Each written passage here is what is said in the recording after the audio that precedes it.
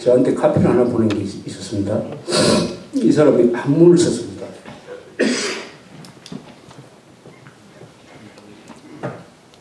한문으로 이렇게 썼어요. 필력, 병력, 필위, 정의, 용지적, 무적, 불외.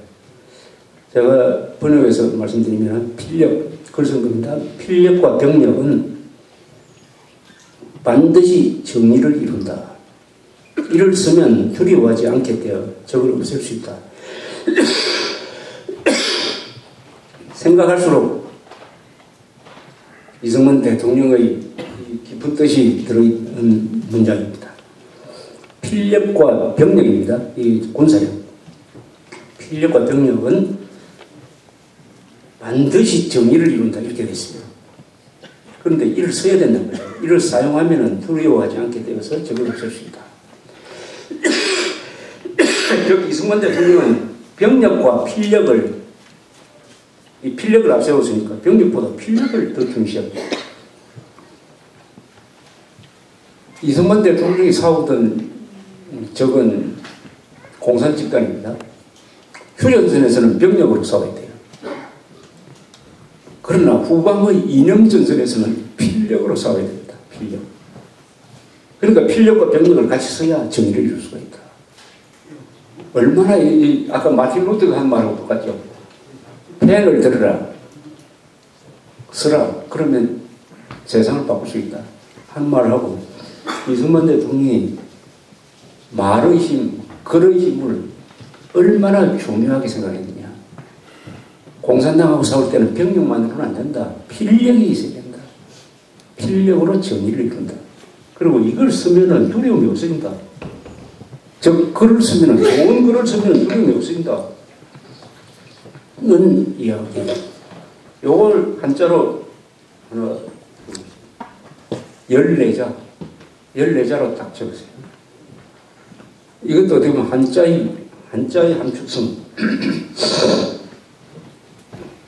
그리고 이 요약.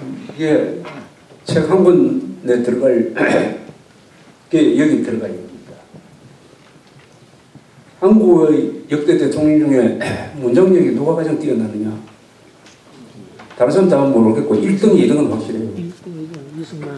1등은 이승만이고 2등은 박정희입니다. 문장력. 이승만 대통령은 그 시절 때문에 현대 한국어는 쓰기를 없으면 박정희는 현대 한국어를 썼습니다. 두 분 다 굉장히 정확합니다. 표현이. 특히 어휘력에 놀랍니다. 또 뜻이 들어있습니다. 과장이 별로 없어요. 과장이 없습니다. 살았을 때 이 박정희 대통령 유세를 제가 몇 번 들었는데 굉장히 재미가 없어요. 너무 딱딱하고. 그런데 김대중은 아주 관용들을 뭐 들었다 놓았다 하고 웃기기도 하고 뭐 화나기도 하고. 근데 나중에 테이프로 된 걸 딱 들어가지고 제가 기록을 하니까 박정희라는 사람의 연설은 그 유세장에 있는 사람을 위해서 한 것이 아니라 역사를 위해서 역사의 정언으로서 했겠구나 하는 것을 느꼈습니다. 글로 옮겨놓으니까 그렇게 좋을 수가 없었어요. 역사를 위한 정언. 이승만, 박정희. 김대중 씨의 어휘력도 굉장히 대단해요. 이 사람은. 제가 김대중 전 대통령을 한 8분인가 인터뷰를 했는데, 한 번 인터뷰를 하면 작지니까 뭐 6시간 할 때도 있고 2시간 해가지고 기록을 해가지고 한 번 보내줬더니 그게 1993년인데 김대중 씨가 고쳤어요. 고쳐가지고 나한테 다시 돌려줬습니다. 비서들한테 물어보니까 이 사람이 그 고치기 위해서 다른 일정 안 잡고 하루 종일 고치더랍니다. 그 붓펜, 빨간 붓펜인데 아주 가느다란 거 있죠. 그래가지고 딱 고쳐가지고 옆으로 딱 당겨가지고 이렇게 썼는데 그걸 보고 제가 감탄을 했습니다. 잘 고쳤을 뿐만 아니라 고치는 게 뭐 문법에 딱 정확하게. 그래서 제가 지금 이거 가지고 있으면 나중에 돈 되겠다 해가지고 어딜 지금 보관을 하고 있는데, 그 정도로 문장력, 어휘력이 아주 어느 감각이 뛰어난 사람이에요. 다만 저 사람은 독학을 해서 그런지 어떤 분야에 대해서는 탁월하고 어떤 분야에 대한 인식은 아주 낮아요. 기복이 심해. 지식이 원만하지가 않고 이렇게 돼 있는 거 있죠. 균형 감각이 부족하다는 것을 느낀 적이 있습니다. 김영삼 씨는 이 사람이 평생 글을 쓴 지 있는지 모르겠는데 발음이 좀 시원찮죠. 발음이 시원찮아요. 강원도에 가서 관광단지 만들려고 해서 관광단지 만든다고 공연하는데, 옛날에는 그런데 이분이 발음이 그렇지 않았습니다. 젊었을 때 연설을 잘 했어요. 근데 왜 이렇게 발음이 퇴화가 됐느냐 하는 것은 제 추측인데, 독서를 안 했기 때문입니다. 독서를 안 하면 말이죠, 발음도 나빠집니다. 독서를 하면은 머리에서 발음을 하는 거 아닙니까? 그러니까 독서를 안 하면 발음이, 로빈슨 크루소가 나중에 말 많이 잊어버렸잖아요. 혼자 살다가. 근데 김영삼 대통령은 내가 알기로는 영어를 못하는 사람인데, 몽고메리 장군이 쓴 지도자의 길이라고 하는, 또 자기가 번역한 걸로 되어 있죠. 몽고메리 장군이 쓴 지도자의 길을 번역 김영삼 이래 되어 있습니다. 그 사람 김영삼. 누가 뭐 대신 번역한 거겠지만은, 대한민국 대통령이 되겠다는 사람이 몽고메리 원수의 책을 번역할 만큼 한가했는지는 모르겠는데, 막 그런. 이명박 대통령의 문장력이나 어휘력도 상당히 그렇게 뛰어난 편은 아닌 걸로 되어 있습니다. 그럼 우리나라에서 가장 위대한 일을 한 두 사람이 가장 문장력도 뛰어났다 하는 것은 이 한미 관계가 있습니다. 미국에서 성공한 대통령 다 대문장가들 아닙니까? 미국 역대 대통령 중 최고 문장가는 두 사람이죠. 링컨, 토마스 제퍼슨 두 사람입니다. 가장 지적 수준이 높았죠. 토마스 제퍼슨과 링컨. 막상막하죠. 누가 더 문장 좋은 걸 말할 수는 없습니다. 그 뒤에 이 레이건 대통령이나 뭐 이런 사람들, 트루만도 문장이 아주 좋은 분. 그 다음에 유럽에서는 20세기에는 단연 처칠과 드골입니다. 처칠이 뭐 대문장가라는 것은 그 사람 책도 많아요. 책도 많고, 특히 역사에 대한 인식, 문학적이기도 하고, 그래서 문학상을 받은, 노벨 문학상 받은 사람 아닙니까? 처칠이 노벨 평화상 안 받았습니다. 제2차 세계대전 회고록이라는 걸 가지고 노벨 문학상을 받았습니다. 이 사람은 연설을 자기가 직접 썼어요. 직접 쓰기도 하고. 드골의 문장력도 굉장합니다. 이분이. 이 사람 그것도 어디서 나오냐. 소년기 때부터 책을 무지무지하게 읽었답니다. 역사뿐만 아니라. 이 드골이 이 제수이스트 학교에 다녔는데, 그게 축적이 되다 보니까 드골 연설은 아주 간단하면서도 아주 명문입니다. 시 같아요, 시. 그 다음 메가더의 연설문. 뭐 이렇게 보면 다 권력자가 이 명문가가 되면은 아주 위대한 인물이 다 되게 되어 있습니다. 그래서 우리가 이 체제를 지키기 위해서는 일단 글을 많이 씁시다. 글을 어디에다가 쓸 거냐 하는 것은 여러분들이 처한 환경에 따라서 다 다르겠죠. 편지 쓰는 것도 방법이고, 인터넷 해가지고, 그리고 자기 블로그를 만드는 것도 있습니다. 블로그라는 거 뭐 옆에 자제분들 물어보면 금방 만들어줍니다.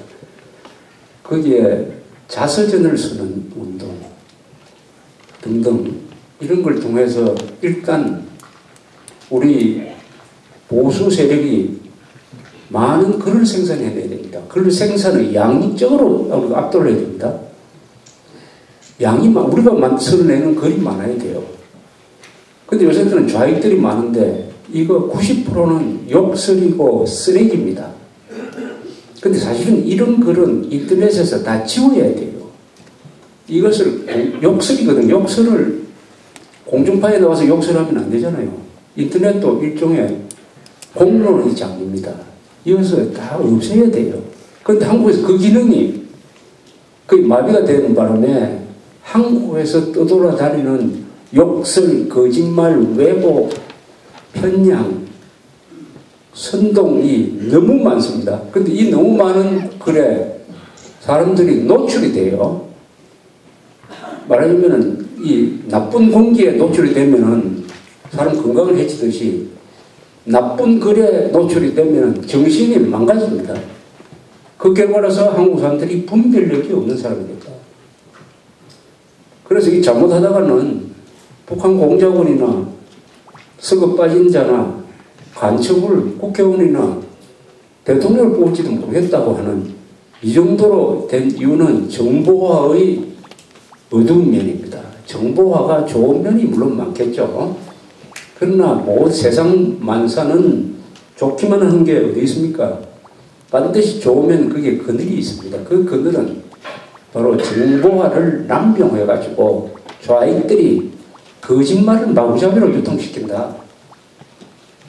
이것을 어떻게 정화를 할 거냐 하는 것은 우리가 더 많은 글을 써야 된다. 더 좋은 글을 써가지고 그것을 희석시켜야 된다. 그래서 오늘 이 글을 쓰는 이유를 이렇게 새삼스럽게 말씀드리고 있습니다. 이 글 중에서 이 위대한 인물들이 남긴 명언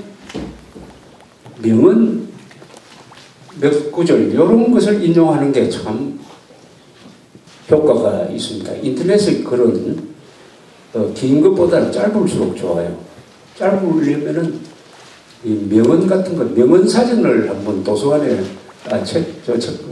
교보문고 같은 데 가면 명언 사전이 있습니다. 명언 사전, 속담 사전.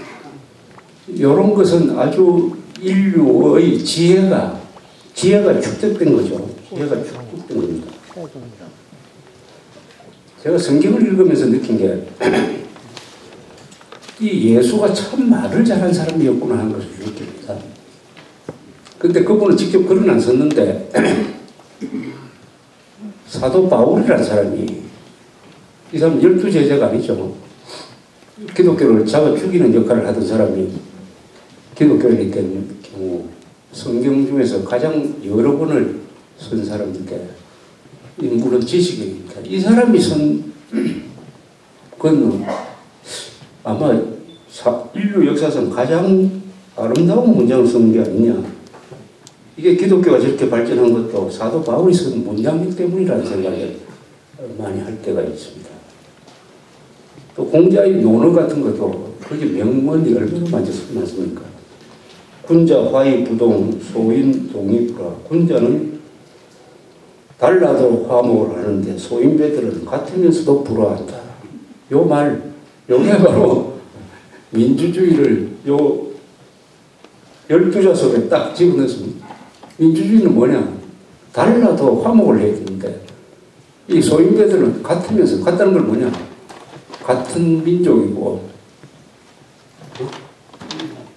같은 민족이면서 같은 집안이면서 같은 회사면서도 계속 불화한다 하는 것을 이렇게 멋진 말로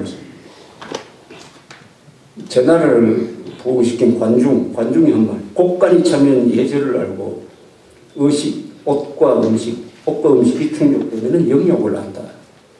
곡간이 차면 사람은 예절을 알게 되고 먹고 입는 것이 충족되면 영욕을 한다. 무엇이 나쁜 것이고 무엇이 잘못된 것이 그걸 알아본다. 그러니까 일단 인간은 경제 문제를 해결을 해야 예절도 법도 지킨다 하는 이 말. 이것은 7세기, 지금으로부터 약 2700년 전에 이런 말을 남겼습니다. 이런 몇 개를 이렇게 보면은 정말 위안이 되죠. 그리고 돌파구가 생기기도 하고, 이 명언은 사람을 용기를 줍니다. 용기. 그래서 이 명언을 많이 알아놓으면은 글 쓸 때 많은 도움이 되는 경우가 많은 것입니다.